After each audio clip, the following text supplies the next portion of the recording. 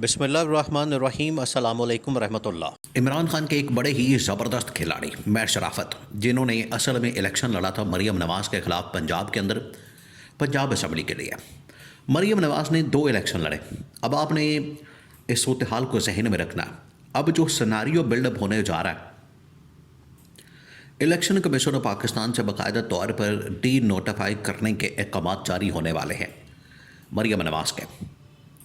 ये Lahore high court के अंदर भी केस इनका पेंडिंग है, वहाँ से भी नाअहली हो सकती है, डिस्क्वालिफिकेशन, इधर दी नोटिफिकेशन, उनको सीट से ही फारिग कर दिया जाए, जिसके ऊपर वो जाली तरीके से फॉर्म 47 के ऊपर मरीम नवाज़ का पूरा निज़ाम ही इस वक्त फॉर्म 47 के ऊपर है, जिसके अंदर वफाकी गवर्नमेंट भी है, पंजाब गवर्नमेंट भी है, सिंध गवर्नमेंट भी है और बलूचिस्तान की गवर्नमेंट, सिवाय KP गवर्नमेंट के।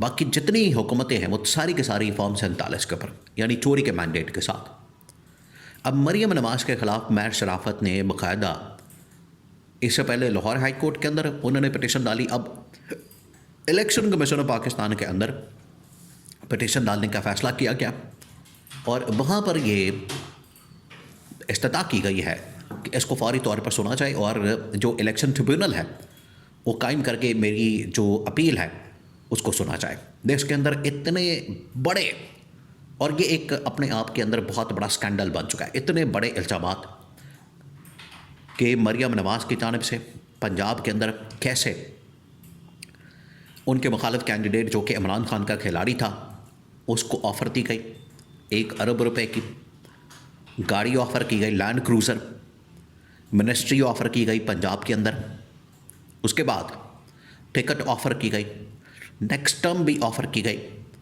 ये तमाम चीज़ें आप देखें कि सियासत के अंदर आने का मकसद एक MPA MNA के लिए मैक्सिमम ये होता है कि उसको एक तो MPA बन जाए और उसके बाद कोई मिनिस्ट्री मिल जाए। और यहाँ पर मैर शराफत को 5 घी में, सर कढ़ाई में ये ऑफ़र थी कि अरबों रुपए के ठेके भी मिलेंगे, आपको टिकट भी मिलेगा, आपको ऐसे घर बैठे जितवा दिया जाएगा और आपको नेक्स्ट टर्म भी जितवा दी जाएगी, क्योंकि सारा कुछ फॉर्म 47 के ऊपर चलता है। तो ये शरीफ ख़ानदान के अंदर वैसे ही बड़ी एक आम सी बात है, उनको पता है कि हमारे साथ आके बैठ जाए, मकमका कर ले फॉर्म 47 के ऊपर, हम उसको जितवा देंगे। यही ऑफ़र मैं शराफत के सामने रखी गई, जो इमरान खान का खिलाड़ी मरीम नवाज़ के ख़िलाफ़ लाहौर के अंदर, पंजाब के अंदर, पंजाब असम्बली में इलेक्शन लड़ा था। मरीम नवाज़ ने 2 हलकों के अंदर इलेक्शन लड़े, पंजाब के लिए भी, पंजाब असम्बली के लिए भी और कौमी असम्बली के लिए भी। जब पंजाब की वजारत आला के लिए नाम उनका फ़ाइनल हो गया, कौमी असम्बली की सीट छुड़वा के वहाँ पर अली परवेज़ जो आजकल पेट्रोलियम मिनिस्टर हैं उनको बना दिया गया। अब सूरत हाल क्या, अब आपने इसको समझना।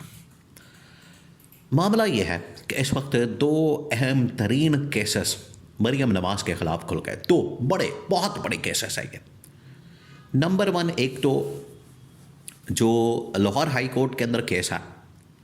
अब लाहौर हाई कोर्ट, आप इसको बिल्कुल भी हल्का ना लें। एक वक्त में लाहौर हाई कोर्ट की चीफ जस्टिस को बिल्कुल उसी तरीके से लगाया गया जिस तरीके से जो इस वक्त इस्लामाबाद हाई कोर्ट के चीफ जस्टिस को लगाया गया। फिर उसके बाद आईनी अदालत के सरबराह को जस्टिस अमीनुद्दीन खान को लगाया गया, जिस तरह से chief justice supreme court Pakistan को लगाया गया, बिल्कुल उसी तरीके से लाहौर हाई कोर्ट के चीफ जस्टिस को भी लगा दिया गया। मकसद क्या था पीछे? हुकूमत की सहूलतकारी। और ये किसने काम शुरू किया, खाता किसने खोला था? जस्टिस काजी फायज़ ईसा ने। आपने उसको भूलना नहीं, ये पाकिस्तान की तारीख का, जुडिशरी की तारीख का एक घटिया तरीन कैरेक्टर काजी फायज़ ईसा, जिन्होंने ये रास्ता खोला और इलेक्शन के दिनों में ख़ास तौर पर हुकूमत की भरपूर सहूलतकारी की, मावनत की।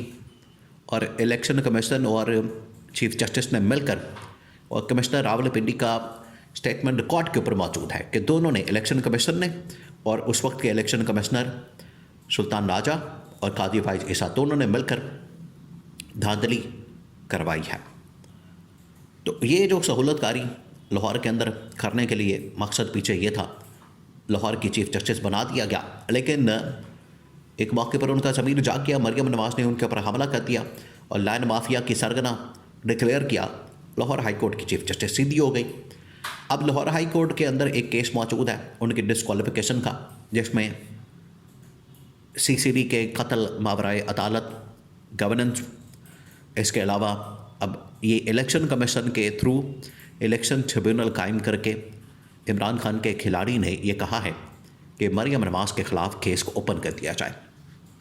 अब एक तरफ ये डेवलपमेंट है, election commission of Pakistan, Lahore high court, दूसरी जानब अगर पॉलिटिकल महाज के ऊपर बात की जाए, पॉलिटिकली वहाँ पर भी मरियम नवाज़ को अपने ही घर से, अपनी ही पार्टी से, फैमिली से, शहबाज शरीफ से, हमज़ा शहबाज से इस वक्त शदीद तरीन मुखालफत का सामना है, शदीद तरीन किस्म की, क्योंकि वो पंजाब की वजारत आला के ऊपर कब्ज़ा करना चाहते हैं। ये जो शहबाज शरीफ का ख़ानदान है, ये लड़ाई इतनी ज़्यादा हो चुकी है, तो इस वक्त सारे महाज खुल चुके हैं, पॉलिटिकल महाज भी खुल चुका है, और अब जो आइनी कानूनी अदालती महाज वो भी मरियम नवाज़ के ख़िलाफ़ खुल चुका है। तो यहाँ से अब बचत मुश्किल नज़र आती है, बुरी तरह से ट्रैप हो गए हैं।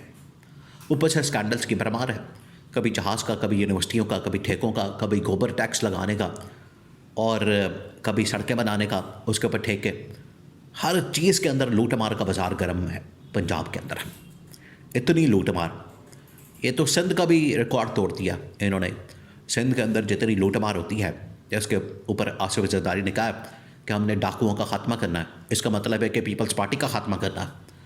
तो पंजाब के अंदर भी जो लूट मार है उसका बाज़ार पिछले तकरीबन कोई 2-2.5 साल से 24 जो 2024 के इंतखाबात है उसके बाद से ये सिलसिला जारी है।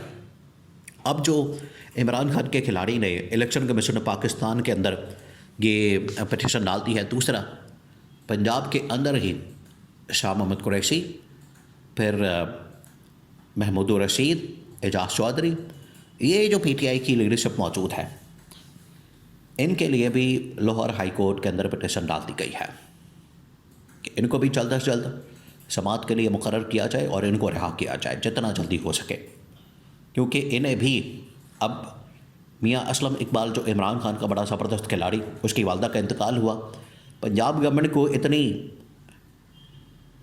इतनी इनको शर्म नहीं आई कि उसको अपने वालदा के जनाजे में शिरकत की इजाज़त दी जाए। ये है पाकिस्तान के अंदर, पंजाब के अंदर फसादियत का आलम, ये है सूरत हाल। तो अब ये जो इलेक्शन कमीशन ऑफ पाकिस्तान के अंदर पटिशन आई है, ये अब अपने मंतकी अंजाम तक पहुंचने वाली है। उसकी वजह यह है कि इलेक्शन कमीशन ऑफ पाकिस्तान हो, इस्लामाबाद हाई कोर्ट या लाहौर हाई कोर्ट हो, तमाम के तमाम इस वक्त इस्टेब्लिशमेंट के इशारों पर चलते हैं, और इस्टेब्लिशमेंट का इशारा हुआ है तब ये केस टेकअप किया गया है, वरना उसके बगैर ये पॉसिबल नहीं था। और इस्टेब्लिशमेंट का इशारा आना, इसका मतलब ये है कि अब हवाएं आपके ख़िलाफ़ चलने वाली हैं।